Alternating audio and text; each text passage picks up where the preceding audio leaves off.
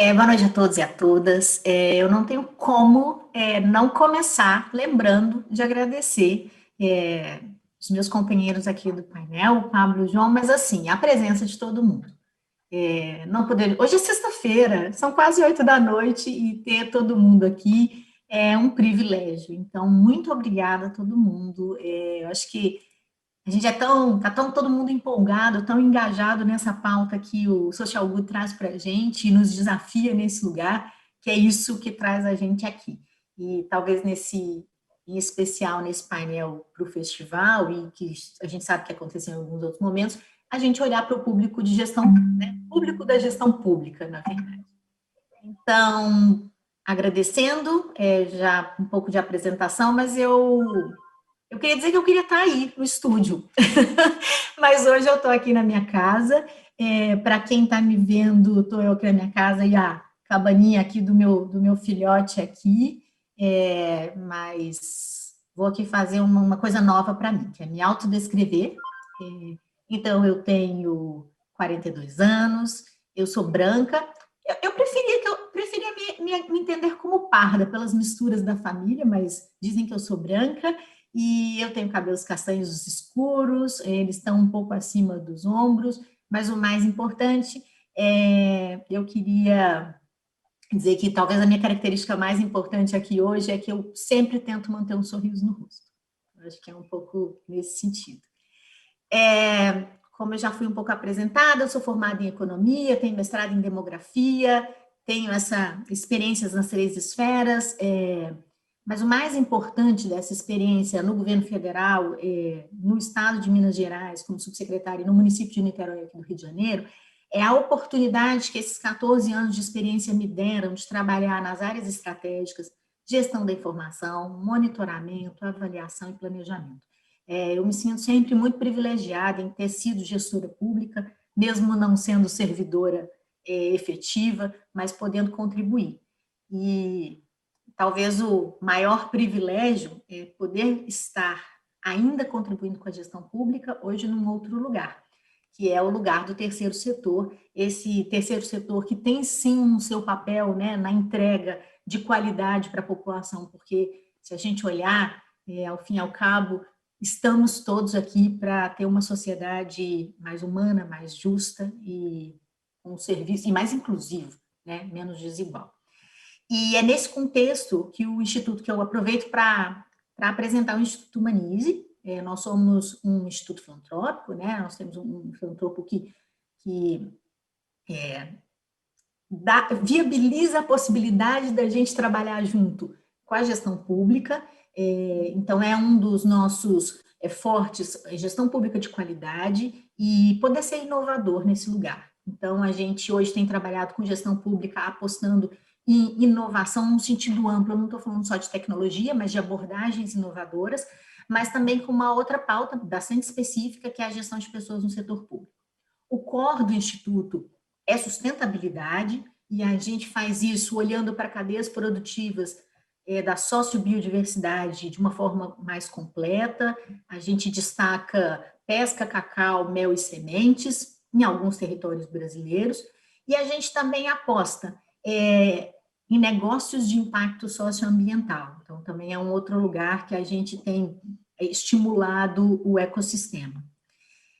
Mas por que eu, Glaucia, estou aqui com esse privilégio todo, né? A gente é parceiro do Social Good, a gente acredita na história e na causa que o Social Good traz para a gente já faz isso há uns anos, e nesse ano, como todo mundo, em alguma medida, teve que se adaptar, a gente também se adaptou, e a gente remodelou o laboratório de gestão pública focada nas consequências que o Covid trouxe para a gente. Isso, e também apostando num capital diferencial do Social Good, dessa proximidade com a secretaria, com as secretarias em Santa Catarina, né, com todo o trabalho que Santa Catarina desenvolve e é referência para o Brasil. Então, assim, a ideia do laboratório, que contou com 5 times de secretarias estaduais, times multidisciplinares, a ideia é capacitar e promover fluência de dados, né? A ideia foi, porque se encerrou ontem, e eu falo um pouco disso,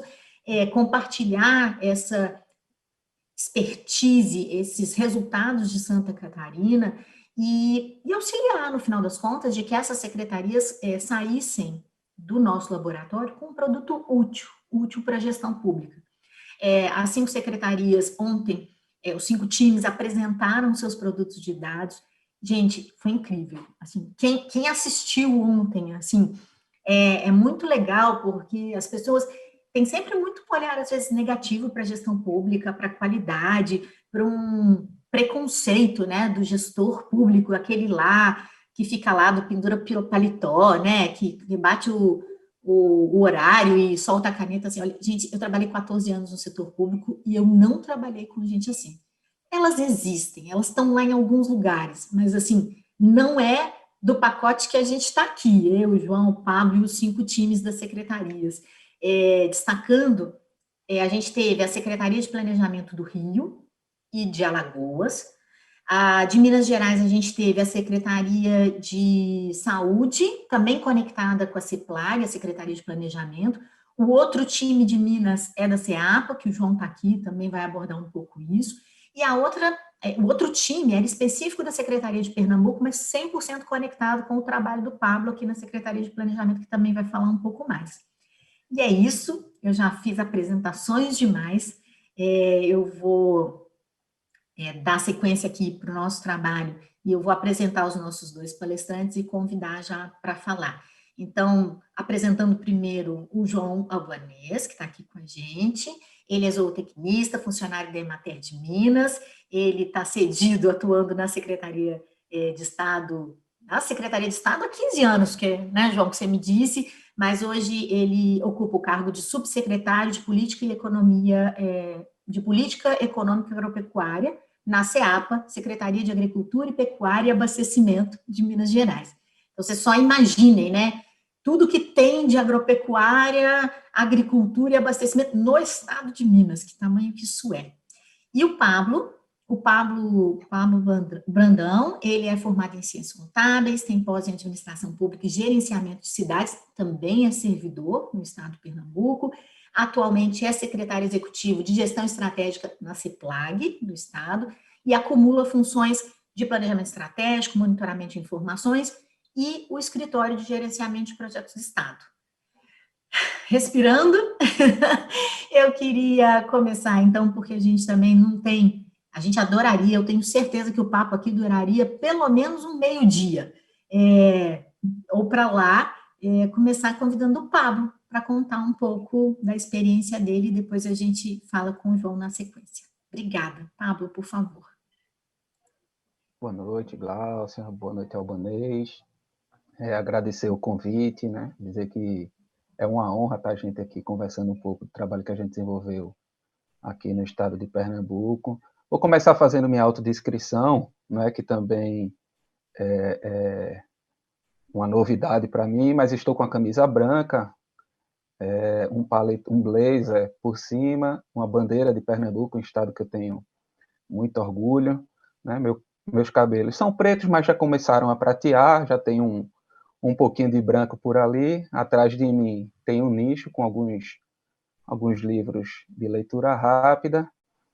Além de tudo isso aí que a Gláucia já comentou, né? Vamos caminhando aí para 10 anos de serviço público, né? Dentro dessa turma que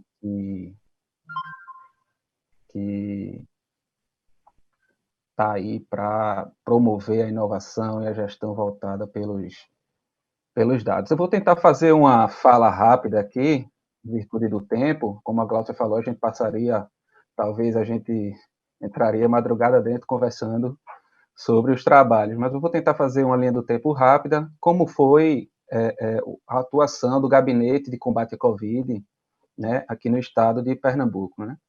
Quando começou, o que é que a gente sabia dessa doença? Praticamente nada, só sabia que era um rápido contágio, que ela sobrecarregava o sistema de saúde, tinha uma alta taxa de letalidade e transmissibilidade e não tinha um tratamento específico. E tudo isso que a gente via era o que estava acontecendo pelo mundo. Então, tinha uma dúvida: vai ficar só na Ásia? Vai vir para a Europa? Vai chegar no Brasil? Se chegar no Brasil, vem para o Nordeste? Se chegar no Nordeste, vem para Pernambuco? E aí, não diferente das demais regiões do mundo, chegou aqui no dia 12 de março, né, Pernambuco divulgou aí seus primeiros 2 casos de Covid no estado. Eu me lembro porque eu estava num evento em Fortaleza, e quando a gente tinha acabado de chegar aqui na sexta-feira à noite, o secretário de Planejamento mandou uma mensagem dizendo que o governador tinha convocado a gente para participar de uma reunião no sábado. A partir de então, o gabinete instalado, todo mundo no palácio, todo mundo do núcleo de gestão, né, pensando como é que ia atuar e quais eram as frentes de atuação. E aí o gabinete foi criado, né, para ter um comando único, facilitar ali o compartilhamento de informações entre as diversas secretarias envolvidas, realizar um monitoramento bem intensivo, né, o vírus, ele se propagava muito rápido, então você tinha que estar toda hora olhando todos os dados que tinham disponíveis já no mercado, né, e fazendo a apresentação dos principais indicadores da Covid para o núcleo de gestão fazer as devidas tomadas de decisão, né. Aí, montado o gabinete, lá a gente pensou em 4 estratégias de atuação, basicamente consolidando, foram 4 estratégias de atuação. Uma de proteção social, para proteger aqueles que mais precisavam, né, a população mais vulnerável, os moradores de rua. A parte preventiva, então, logo no dia seguinte já foi proibindo eventos, proibindo jogos de futebol, e a partir daí endurecendo as medidas, até chegar a uma quarentena mais rígida. Depois, a parte não menos importante, que era a parte assistencial, a parte de ampliação de leito, contratação de profissional, distribuição de API, e agora a fase que a gente está vivendo, que é a fase da convivência com o vírus, né? A gente ainda não conseguiu eliminar por completo o vírus, mas estamos numa etapa de conviver com ele através de um plano de retomada, até por conta também do viés econômico. E tudo isso baseado nos princípios da transparência e do compliance. Como? Através de um portal oficial, o governo de Pernambuco lançou um portal oficial, porque em épocas de fake news e mídias sociais, então, e crises que causam histeria, né, isso ganhava uma força muito grande, e a gente se ateve aos dados e divulgou abertamente através desse portal, que tinha vários links para os sites oficiais. A CEPLAG, através do nosso Instituto de Gestão, disponibilizou um site com dados abertos que permitiam a exploração por qualquer usuário, e fazendo vários recortes por sexo, por idade, por quem estava em UTI, quem estava em enfermaria, taxa de ocupação de leitos. Um painel bastante interessante, bastante rico de informações, né, que fez, inclusive, que Pernambuco se tornasse primeiro lugar no ranking da OKBR de transparência referente à Covid, boletins epidemiológicos emitidos pela saúde e o uso também das mídias sociais oficiais do governo. Então, o governo publicava periodicamente notícias sobre a Covid, recomendações através do Instagram, Facebook, coletivas online no YouTube, criou canais de comunicação via WhatsApp. A gente fez também lá na CEPLAG um mapa georreferenciado. Isso foi bastante interessante, porque você sabia, né, a gente respeitou um limite de 50 metros para preservar a identidade do infectado, mas você via por bairro, por conglomerado, dando zoom, tudo ele mapeado com o Google Maps. E foi um painel bastante interessante. A gente chegou a ter, inclusive, no site da CEPLAG, cerca de 5 milhões de acessos, né, para um estado que tem 9 milhões de habitantes. Então é isso, assim, em linhas gerais,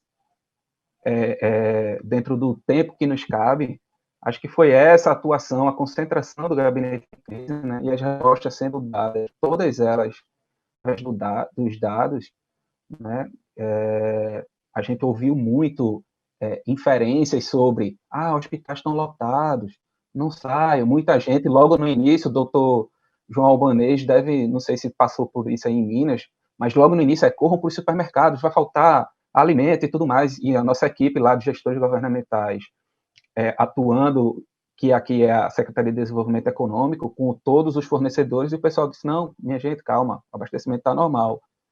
né? E de lá até aqui, de fato, não houve nenhum problema em termos de abastecimento. Eu acho que, numa linha geral, essa foi, de uma maneira resumida, a atuação do gabinete, né, de crise do Estado de Pernambuco. Ô, Pablo, você viu que você contou e a gente ainda está contando, tem um fundo sonoro aí para gente, né? O Tá, pior é que eu tá estou vazando ouvindo aí um fundo também, e não é sonoro. aqui. Tem um fundo sonoro aí ajudando a gente a conversar. Pablo, obrigada por essas primeiras colocações. Eu acho que é bom que economiza tempo para a gente bater mais papo, falar mais sobre isso. Eu queria dizer e parabenizar e até pedir para que você repercuta um pouco os nossos elogios ao time que trabalhou no laboratório. A gente viu ontem a apresentação das ferramentas de saúde especificamente, né, e os desafios que eles tiveram que passar com a questão de dados que ainda estavam desestruturados, né, mas aonde se chegou e a ferramenta, o quanto ela era amigável. Então, assim, vocês estão de muito parabéns, por favor, aproveite para dizer da comunidade aqui os parabéns para o Estado. E faço o gancho para convidar o João Albanese para contar da experiência. Glaucio, muito obrigado. Para mim é um privilégio estar aqui com o Pablo, compartilhando com vocês e agradecer muito esta oportunidade mesmo de ter participado aí do grupo, né, grupo de estudo, a Social Good Brasil, por ter essa oportunidade. É muito interessante porque o colega Daniel Amorim, que é da equipe, ele que articulou, ficou sabendo e convidou os colegas para compor essa equipe, né? E aí foi até interessante, sabe, Glaucio, porque a equipe começou a trabalhar, aí o Daniel Amorim nasceu a Bia, né? Nós tivemos o presente nesse período com a Bia, o colega Vitor estava de férias e trabalhando e muito, né? O colega Bruno, que fez ontem a apresentação, surgiu uma oportunidade, ele também foi para uma outra experiência, deixou o Estado, e o colega Bovo e o Fernando, e eu, né? Então, a equipe conseguiu se envolver tanto no trabalho que, mesmo frente a essa situação de período de paternidade, né? Alguns colegas saindo, outros de férias, mas todos envolvidos. Então, para nós foi um privilégio estar participando desse grupo de estudo, ter compartilhado com o Pablo e com os outros estados as experiências. Foi muito bom, agradeço. E aí, já linkando com uma pequena descrição, né? Eu tenho repetir o privilégio, que eu acho que eu sou o vovô no meio dessa equipe, né? Então, o Tiago pela coordenação. Então, para mim foi assim uma experiência muito boa, né, de aprendizado, de muito trabalho. E é interessante o confronto, né, dos saberes, das diferenças que a gente vive. Eu aí que tenho 61 anos, né, como disse, na formação voltada mais para a questão da pecuária, minha formação sou zootecnista e funcionário da Emater de Minas Gerais, e estou cedido para a secretaria, né, nesse período. E então, na descrição, né, pela idade, uma barba branca, né? Os cabelos já não compõem mais a parte do perfil, né? Estou aqui no meu ambiente, que há 7 meses é o meu reduto de trabalho, né? Que eu nunca imaginei que a gente fosse ficar tanto tempo confinado e que conseguisse, né? Mas as tecnologias, né, permitiram que esse envolvimento e que não percebemos o quanto que a gente se envolveu no trabalho, né? Até a mistura casa e trabalho ficou uma coisa em comum, mas para mim foi uma experiência, né, que estou passando, num momento de muitas inovações, de muita novidade. E aí, como o Pablo disse, né, lá em março, né, nós tivemos aí uma mudança forçosamente, né, do paradigma. Nós tivemos um outro momento, né, que a gente nunca imaginava. E a secretaria, ela é Secretaria de Agricultura, Pecuária e Abastecimento. E o Pablo começou a discorrer, porque o abastecimento, ela é referência em tudo, né? Tem o ex-ministro Roberto Rodrigues, ele escreveu um livro dizendo que o agro é paz. E é verdade, se você não tem o fluxo, né, da distribuição, da produção, é o caos, o caos. Como o Pablo disse, o governo, ele é responsável para manter esse equilíbrio da sociedade, manter o abastecimento. E nós todos, né, primeiro momento, o que nós fizemos? É a corrida aos supermercados. E foi isso, foi uma característica de todos. Como eu disse, né, e o título do livro, né, o agro é paz, é porque assegura o abastecimento alimentar. E todos nós ficamos preocupados de como seria nesse momento que tudo era novo, tudo inseguro, todas as incertezas colocadas para a sociedade.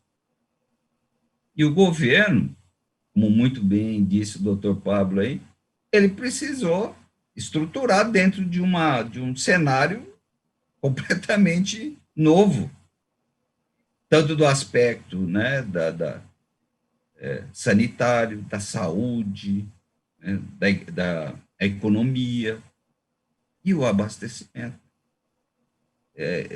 A base, né, temos a tranquilidade de o alimento, né, de estar à disposição. E aí nós montamos, porque a Secretaria da Agricultura, ela tem uma estrutura que é muito interessante, ela tem uma estrutura que ela é responsável pela formulação e pela coordenação da política, mas ela tem estruturas que nós chamamos de vinculadas, são duas empresas. Uma é a empresa, a EPAMIG, que é a empresa de pesquisa agropecuária, nós temos a Emater, MG, do qual eu sou funcionário, que é responsável pela assistência técnica e extensão rural, e ela está distribuída no estado, nós temos 853 municípios, então é um estado de uma dimensão e uma distribuição, né, desses municípios, e a Emater tem uma capilaridade que ela está quase em 90% dos municípios. E também nós temos o Instituto, que é uma autarquia, né, que é o Instituto Mineiro Agropecuário, que é responsável pela defesa agropecuária, cuidando da parte da sanidade animal e vegetal. Então, a secretária Ana Maria Soares Valentim, ela nos chamou diante de uma situação que foi, como o doutor Pablo disse, o governo precisou estabelecer um comitê de crise nas diferentes áreas, né? E aí nós tentamos estabelecer algumas estratégias para conhecer a situação do abastecimento. A Emater, como ela está distribuída, né, nesses 86% dos municípios, nós começamos a estabelecer uma relação de relatórios semanais indicando de como que estava a situação lá em termos de abastecimento, em termos da produção agrícola, em termos de como estava o comércio dos insumos para os produtores, aonde que estavam ocorrendo as vendas, os preços dos produtos. Então, a Emater passou semanalmente a produzir esses relatórios que subsidiavam o comitê de crise para a tomada de decisão.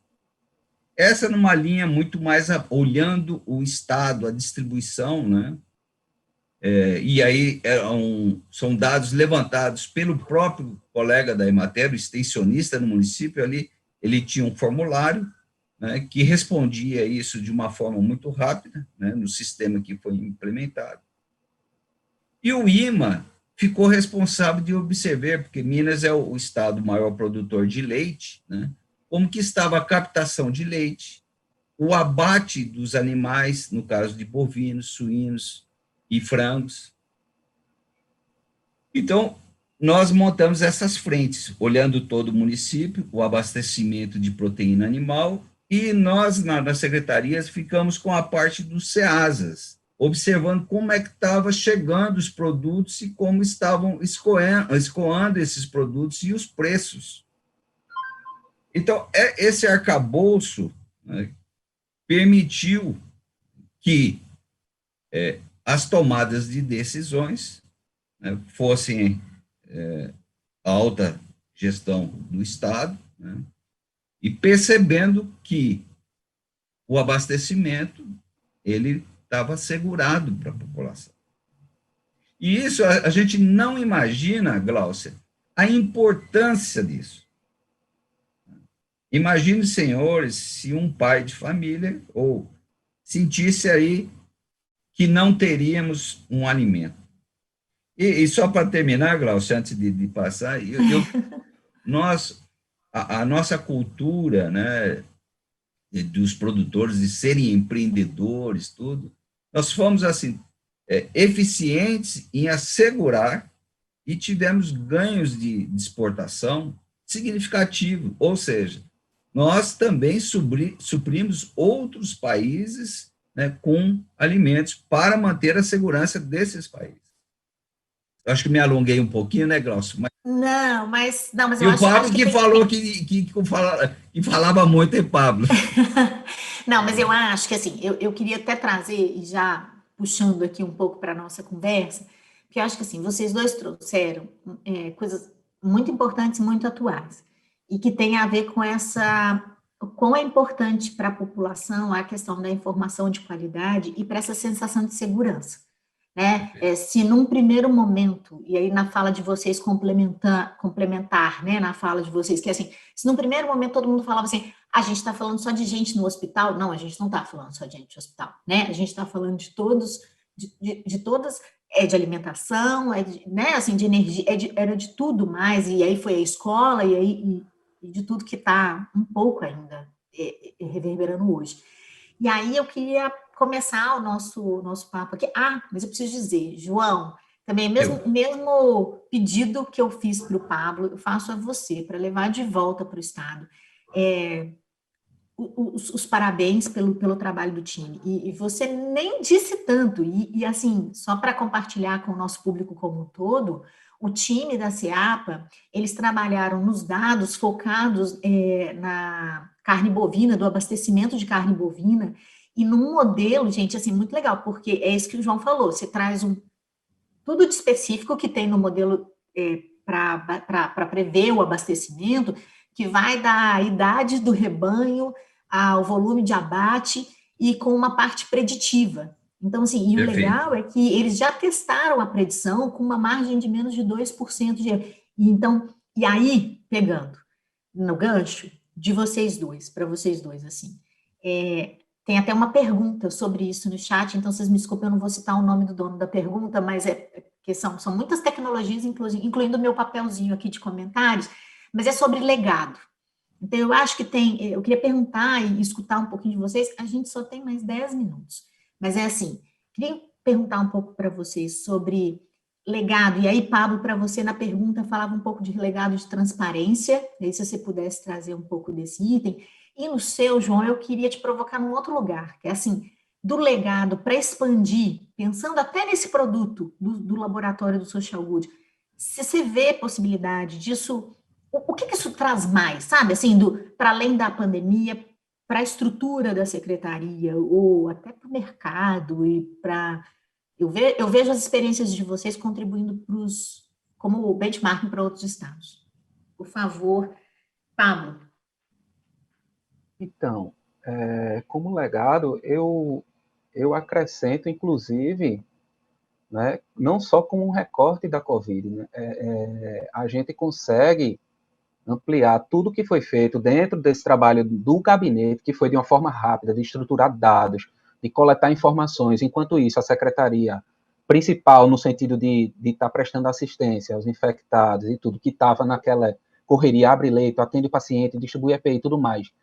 E você, dentro deste ambiente, conseguir fazer uma estruturação de dados, um painel de indicadores, um dashboard para tomada de decisão, colocar os dados abertos, isso deixa um legado muito grande para as outras áreas também, da saúde, da mobilidade, enfim, da educação. Nós, na Secretaria de Planejamento, temos uns núcleos de gestão por resultado, que naturalmente eles já fazem esse tipo de trabalho, coletando, tentando estruturar os dados e apresentar eles de uma forma mais fácil para o tomador de decisão. Dentro desse trabalho, por exemplo, como legado até para a própria Secretaria de Saúde, foi desenvolvido um painel de monitoramento dos processos internos. Durante os trabalhos da Covid, a Secretaria de Saúde recebia muito questionamento de órgãos de controle, órgãos internos, órgãos externos, informações, tudo isso você com prazo para responder e tudo mais, e eles sobrecarregados, tendo que ampliar o sistema e acolher os infectados. Então, assim, desenvolveu-se um painel, estabeleceu prioridades, mostrando tudo isso em uma tela única, os principais indicadores. Isso aqui vence daqui a 20 dias, a 30 dias. E isso pode, né, ser utilizado, já ficou lá, já está para eles, né? Inclusive, parabenizar toda a equipe lá do nosso Núcleo de Gestão por Resultado na Secretaria de Saúde, a Ilusca, a Bárbara, a Carol, que trabalhou bem nesse processo. E também no transporte público, a gente começou a medir os usuários do transporte público, quantos usavam mais, quais linhas eram mais frequentes de uso, tudo isso para utilizar do distanciamento social, fazer uma atuação mais eficiente. Então, assim, vai lá naquele terminal, porque tem muita gente lá, não pode aglomerar, bota mais linha, bota mais ônibus, amplia. Isso pode ser, isso fica de legado para o dia a dia, o pós-Covid. Eu acho que nessa ótica, além disso, a lógica que essa Plag deu para os dados abertos, porque ajuda a outras pessoas também utilizarem os dados e fazerem análise junto com a gente, e todo mundo caminhar, né, numa mesma direção. Por aqui é o melhor caminho, por aqui os dados que vocês estão analisando de uma outra forma. A gente fez muito contato com universidades, com especialistas, o pessoal do Inloco conversou bastante com a gente também. Então foi bem interessante a velocidade que as pessoas demandavam por informação e a capacidade da rápida resposta através de dados. Eu acho que esse é o legado que deve seguir aí para todas as áreas de atuação do governo. Obrigada, Pablo. João, conta para a gente aí do legado que você imagina. Mas a gente só tem 5 minutinhos e eu preciso encerrar. Não, é rapidinho. Primeiro, que eu contei assim, essa etapa, a gente chegamos com um arcabouço de dados enorme, né? Então, qual que era a missão nossa no grupo, né? Era, a princípio, nós tínhamos muitas informações, então nós queríamos saber como é que o abastecimento, ele está seguro?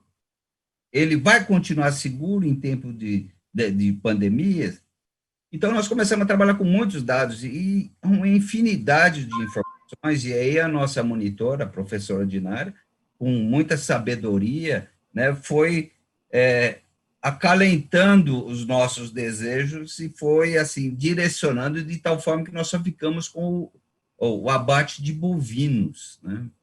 E foi muito interessante, porque nós, sobre a monitoria, né, fomos trabalhando e conseguimos chegar nesse estudo, né, de como que os dados estavam se comportando, né? Isso daí são dados de 3 anos, né, desde 2018, mas nós pegamos uma série histórica, né, da quantidade de animais desde 2012, quer dizer, permitiu ver, né, como que está ocorrendo o abate, né, se está dentro de um desvio que a gente considera normal, né?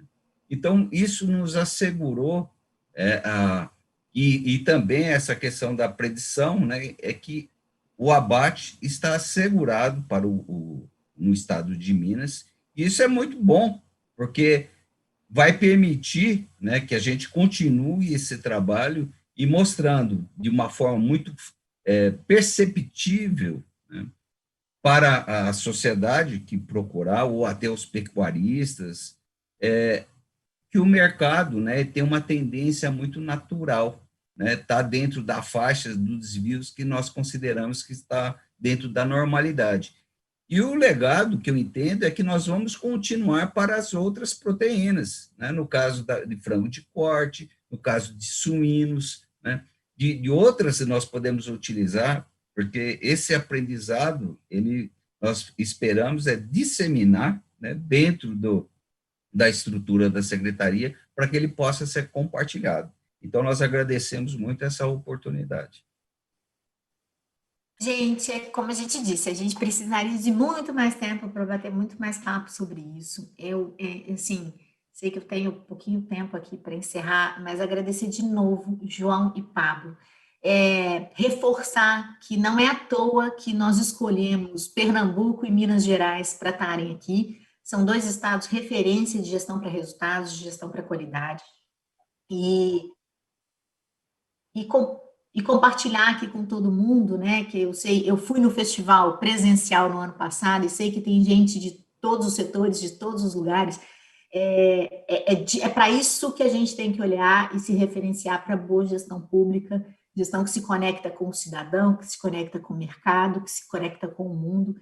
Então é isso. Muito, muito obrigada a vocês, obrigada à plateia como um todo e ao Social Good pela parceria Humanize Social Good. Um beijo, boa noite a todos.